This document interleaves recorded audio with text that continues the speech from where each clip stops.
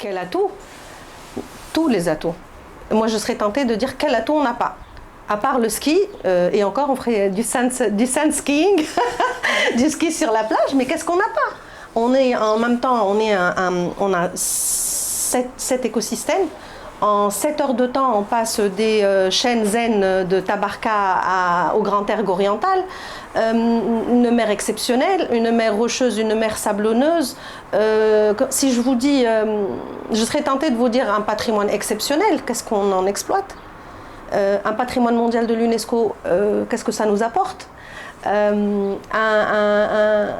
Des atouts uniques. Moi, je peux vous dire, par exemple, il y a des destinations qui ont acheté des bateaux, des vieux sous-marins, ils les ont coulés dans leurs eaux territoriales et ils font de la plongée sur épave.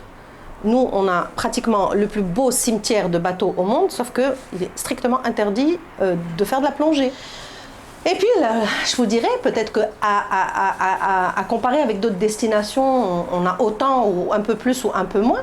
Mais ce qui est exceptionnel, c'est nous les Tunisiens, avec notre joie de vivre, avec notre capacité de recevoir chez nous, avec notre bonne humeur, avec notre manière naturelle de recevoir, avec notre manière naturelle d'être. Nous sommes un peuple ouvert, nous sommes un peuple qui est curieux, nous sommes un peuple qui allons à la rencontre de l'autre.